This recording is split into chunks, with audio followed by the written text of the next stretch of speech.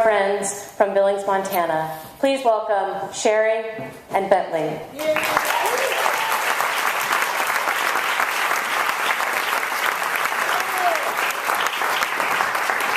How are y'all? How many of you have been to Montana? Raise your hand. Oh, good. So you know how beautiful Montana is, right? So I have to just be honest with you. I feel very unworthy to be standing up here right now with all of you superheroes, but I'll just be in Ben's shadow and then I'll feel okay.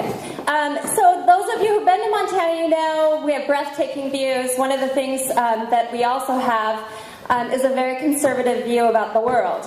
And not everybody, but many. And with that in mind, we have the second highest suicide rate among youth. We have one of the it goes between second and third highest rate of binge drinking on youth. And we have one of the top in self-harm. And there's a reason for that. Montana is one area that when you hear queer, it's still not like queer to the rest of the world. It means that I'm going to let them talk now. I got to compose myself. See, this is part of the problem. She gets lost, and then she gets lost when she speaks. It's horrible. I got emotional. Yes, no, okay, paused. Well, okay, I guess I'll start the thing that I wrote down. For the purpose that Sherry's talking about, I know all of you want me to tell my story, and you want some understanding and some facts that you can grasp onto and put on a neat little slideshow, which is very good. It's a good thing, and I'm happy to do it, except for one thing, which has already been addressed so far, is that if you want my story, then I want something back. And what I want from you is to actually do something about it.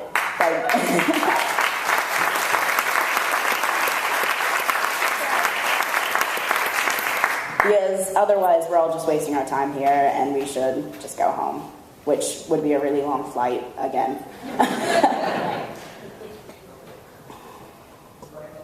And so I guess I'll start my story. I'm a numbers kind of guy, but I'm more of a words kind of person. And I'll give you some numbers. I've gone to 10 different schools officially.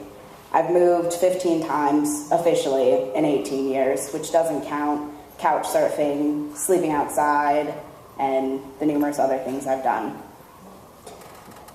I'm a bit of a wanderer, and another number, at 13, which everyone knows, 13-year-olds, weird age. It really is. I told my mom, who, just some background knowledge, my family's Mormon, LDS, so that kind of will explain some of this. Not to diss on the church, but they have some weird beliefs. I told my mom that I liked women. And what I didn't tell her is that if I was in a relationship with a woman, then it would technically be straight. That part I just kind of left out for the moment. So from that, I was sent down to Utah. Cedar City, Utah. Small town, Utah. How many people have been to Utah? Okay, then you might know what I'm talking about. And I was moved in with my father after my mom kicked me out. And it was rather grudgingly, because I'll never understand the bickering between exes and the way that so many children become pawns. But pawn or no, I decided that I wanted to do some good while I was down there. And I tried to start a gay-straight alliance in small-town Utah. Needless to say, it was desert in more than one way. There was a complete lack of acceptance, the vitality of a balanced community sucked out by dry suns and closed minds. I swear that if you yelled down the hallway at my high school, the walls wouldn't be the only thing echoing. People's empty hearts would be too, like pretty jars with no purpose. A year went by, and I had to start my one-man mission of spreading acceptance, and almost getting stabbed by someone who was very aggressively against peace. By my father kicking me out. Up and down the chain of parenthood I go, landing back in Montana with my mom, who took the year to forget all the bad stuff that happened, and bolster up her resolve to fix my oh-so-damaged goods. The doctors told her this package was fragile. It's not their fault she didn't listen. At that point, I wanted to change. I wanted to give up everything, to just stop caring or wanting or hoping anymore. I was beaten down, shut off, with no charger in sight. I faked being a girl. I faked being straight. I faked my way through church, and I faked my way through every day. I faked being happy. I wish that Ben's story wasn't unique. We had 90 homeless LGBT youth in Billings, Montana last night that were sleeping under the stars. We had an additional 18 youth that had couch surfed with nowhere to go. And last night we had a suicide attempt of a lesbian who was tired of living outside and scared of anticipation of what winter's going to be like. With minus 26 degree weather, we had 9 homeless youth in our drop-in center who sold their bodies to stay warm. And I know that. So to know that means I have to do something about that. Smartphone. And then, because of that, I started fighting again, with the belief that there was hope. I finally accepted who I was, what I wanted, and after a great amount of time sitting with Winnie the Pooh on my thinking log, who's my hero, by the way, I came out as transgendered. That was 3 years ago. I left a note and went to stay at a friend's house in hopes they would give them cooling off time, my parents, which didn't work. Instead, the cops were called, and they turned a blind eye and deaf ear on what I had to say, misgendering me and calling me by my birth name, even after I said not to. The next day, my parents showed up with a dress and a bag. It was Sunday morning. They wanted me to go to church and didn't want to talk about anything. The dress wasn't to my taste, so I spent 4 hours, middle of October, which, Montana, that's pretty cold, in a car, blowing fog on the windows, drawing smiley faces and stuff, which is what I started doing after I managed to stop crying, of course. 2 years ago, I was forcibly removed from my house after my stepdad tried to strangle me. From there, my crash pad was a sofa in a basement for a few months, and then, you guessed it, back with my father, who'd gotten a job in Montana again. And yet, for the year or so living with him, I was still classified as homeless, helped out by Tumbleweed, which is a great organization, to stay alive. Just like in Utah, there was never food in the house. Sometimes I'd eat a can of mushrooms, and sometimes that's all I'd eat in a day or more. I went dumpster diving in Utah, which was an interesting experience. People throw away weird things. And the only thing that saved me from doing that was my sister Erica, who is my greatest support, and without her, I wouldn't be standing here, and I wouldn't be alive, really.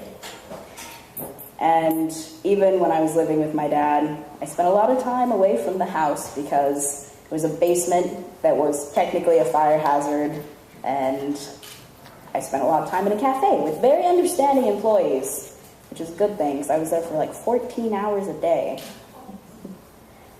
And still I didn't have a stable home. From the age of 12, really, I've been under the constant threat of being kicked out. And because of that, I can't even say that I know what being stationary even really means.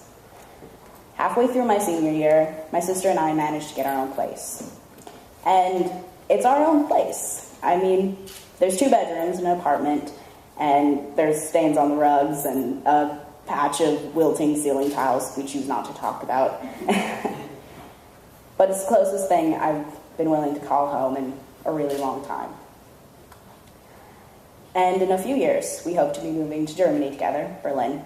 And I'm hoping to go to college there, majoring in accounting, and possibly double majoring in economics as well, to better work with different advocacy and nonprofit organizations to help with their budgets, because some people aren't very good with numbers.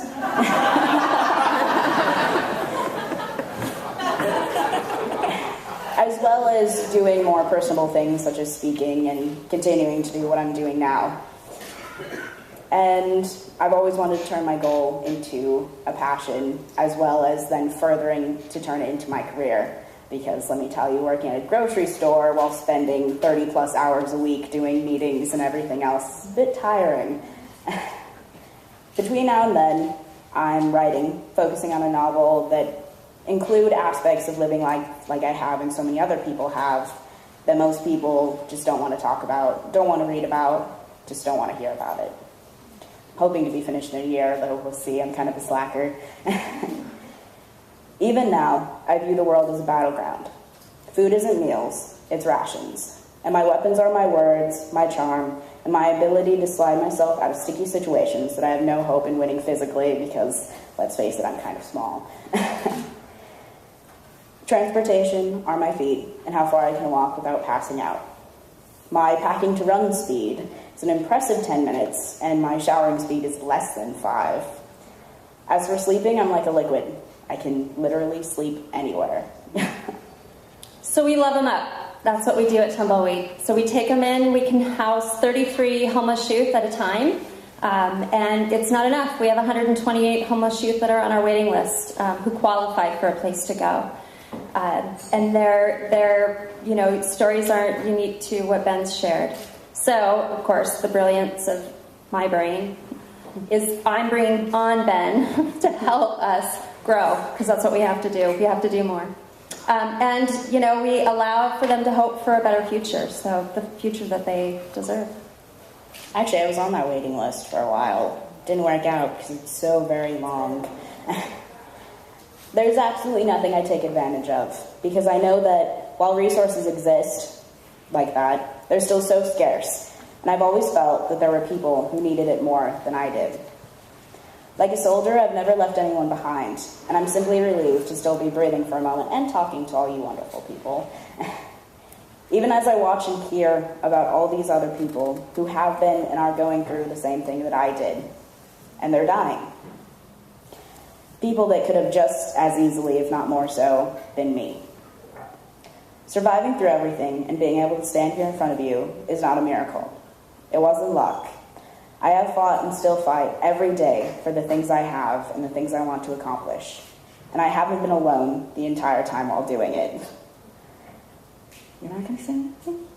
Resilient, bright, unbelievably intelligent. People expect things of me that aren't Lovable. true. And yet, despite all that, despite what Sherry has said and what probably a lot of you are thinking, most of society tells me I'm a failure. It says that I should have kept a strong relationship with my family. It says that I should believe in the laws currently in place and should follow them.